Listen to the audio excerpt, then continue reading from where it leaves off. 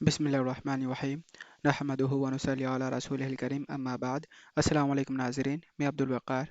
जैसा कि आप जानते हैं, हम बात कर रहे हैं तहसील बहिश्ती ज़ेवर की। इसमें हमारा 7वां चैप्टर किताब तहारा चल रहा है। 27 सेशन हो चुके हैं। आज 28वां सेशन है।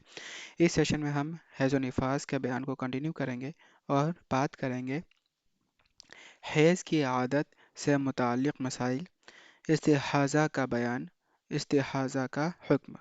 आइए शुरू करते हैं। हैज़ की आदत से मुताल्लिक़ मसाइल। मसला नंबर 5। किसी को हमेशा 3 या 4 दिन खून आता था, फिर किसी महीने में ज़्यादा आ गया, लेकिन 10 दिन से ज़्यादा नहीं आया, तो वह सब हैज़ है।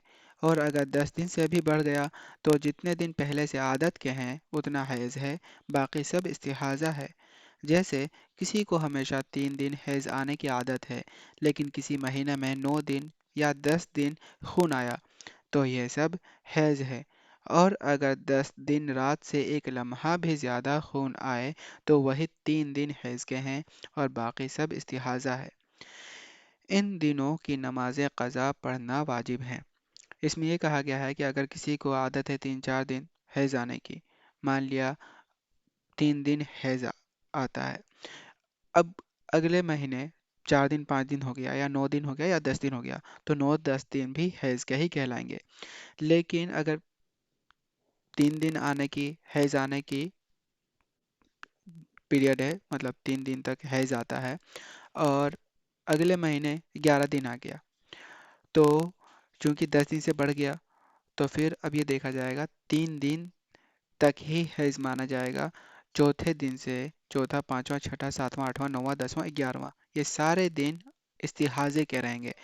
और चौथे दिन से जितनी भी नमाजें छूटी हैं, सब की क़ज़ा करना पड़ेगा। मसला नंबर 6। जिस औरत की कोई आदत मुकर्रर नहीं, कभी 4 दिन खून आता है, कभी 7 दिन, इसी तरह बदलता रहता है, कभी 10 दिन भी आ जाता है, तो यह सब हैज़ है।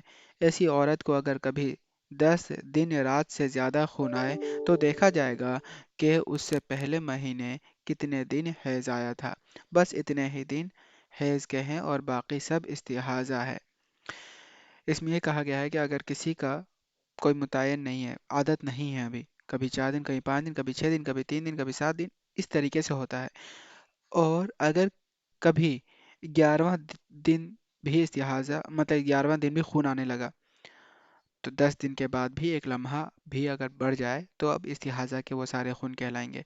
10 दिन से एक्सीड कर जाता है ब्लीडिंग होना, जब एक्सीड कर जाता है, तो ये देखा जाएगा कि लास्ट मंथ या लास्ट टाइम उसको हैज़ कितने दिन का आया था। अगर 8 दिन का आया था, तो 8 दिन इस बार भी 8 दिन का ही है समझा जाएगा। नौवां, 10वां और इससे बाद जितने भी खून आता है, वो सब इस्तिहाज़े के कहलाएंगे। और 9वें दिन से उसको नमाज जितनी भी छुट्टी हैं वो क़ज़ा करनी पड़ेंगी। मसला नंबर 7।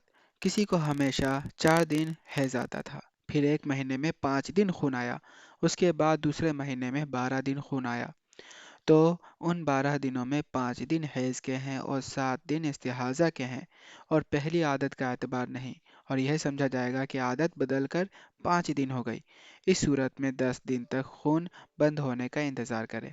अब चूंकि 10 दिन के बाद खून बंद नहीं हुआ, तो वह गुस्ल करके नमाज शुरू करे और 5 दिन की नमाज क़ज़ा पढ़े। और इसमें ये कहा गया है कि किसी की आदत तो 4 दिन की थी, लेकिन उसके बाद फिर किसी महीने में 5 दिन आया खून, फिर उसके अगले महीने 11 दिन खून आया, तो चूंकि 10 दिन पार हो गया, ठीक, तो फिर अब ये देखा जाए कि लास्ट टाइम कितने दिनों का हैज था। 5 दिनों का था, तो 5 दिन के बाद जितने भी दिन गुजरे वो सारे के सारे इस्तिहाज़ा के हैं।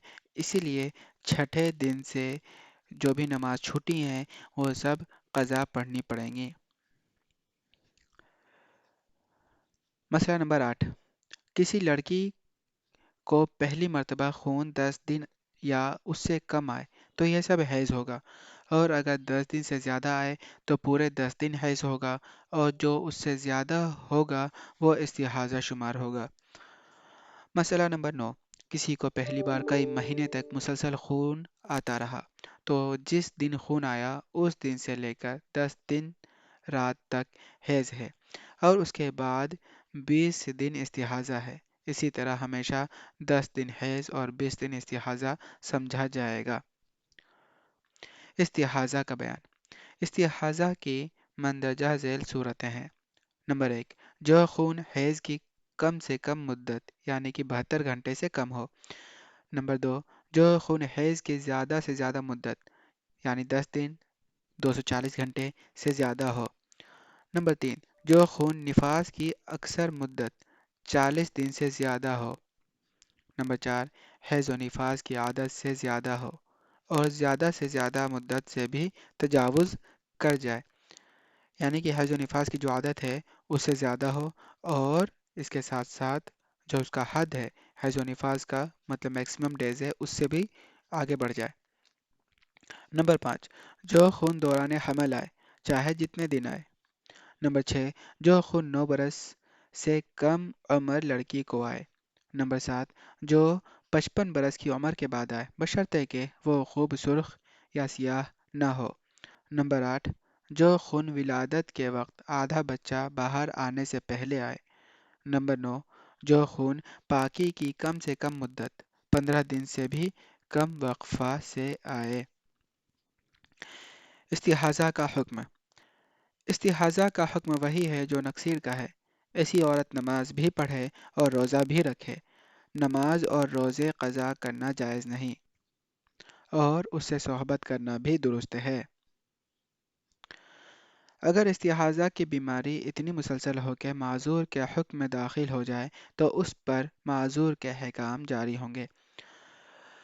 یہاں پر یہ کہا گیا ہے کہ اگر استحاضہ اتنی مسلسل ہو کہ وہ معذور کے حکم میں داخل ہو گیا، یعنی کہ اس کو اتنا وقت نہیں ملتا کہ وہ وضو کر کے نماز پڑھ لے پاکی میں، اس کا وضو باقی رہے، اتنا نہیں ملتا، وضو کے فرائض ادا کر لے اور فرض نماز ادا کر لے، اتنا وقت اس کو پاکی کے نہیں ملتا کہ اس کو پھر بلیڈنگ ہو جاتی ہے، تو وہ معذور کے حکم میں داخل ہو جائے گی اور معذور کے احکام بھی اس پر جاری ہوں گے۔